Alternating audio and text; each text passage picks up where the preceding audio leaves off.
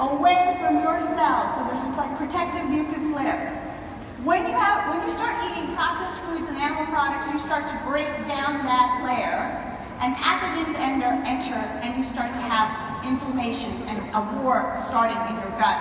This is a closer picture. On the left is the cell itself, the enterocyte, the gut cell that lines the intestinal wall, is in homeostasis. Everything's good. On the right-hand side, many things begin to happen.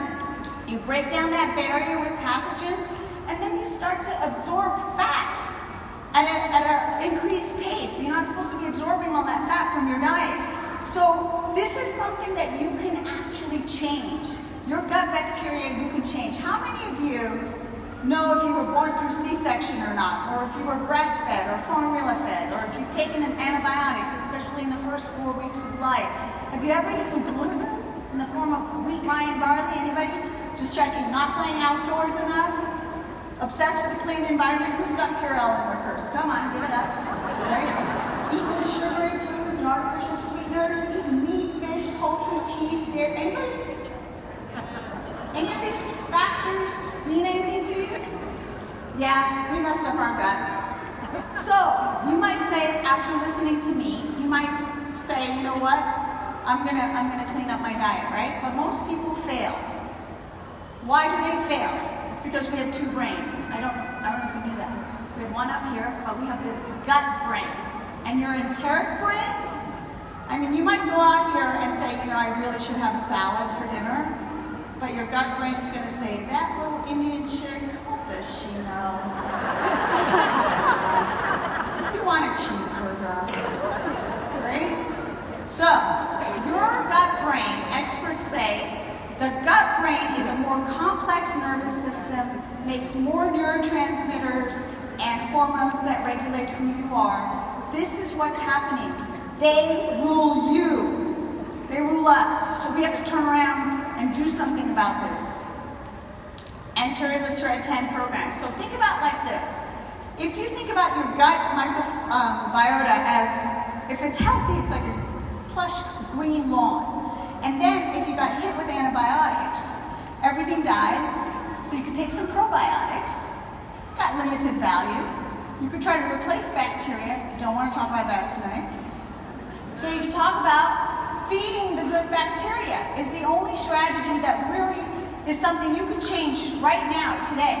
And every time you have a complete shake, you are feeding your good microbiota because they love fiber and resistant starches. And there's 8 grams of fiber and resistant starches in your complete shake. In fact, how many of you who have been doing this for a little while, you hate it when people call Juice Plus vitamins? No. All right, I got one for you. Stop calling complete a protein drink. That's an insult. It's so much more than that, okay? And what happens is then bacteria turn around and they make these nutrients that we need, like vitamin K and vitamin B12. They also make small chain fatty acids that help us heal that gut mucosa that we were talking about and heal the gut itself and the enterocytes.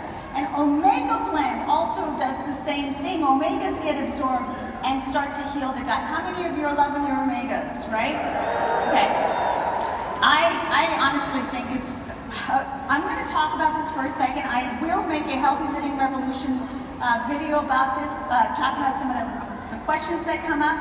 But one of the questions that I want to address right here, right now, with the healthcare professionals in the room that have heard that you're supposed to have large amounts of DHA and EPA. We're talking about that right now. So we use these smaller omega fatty acids and we make larger fatty acids from them, such as DHA and EPA.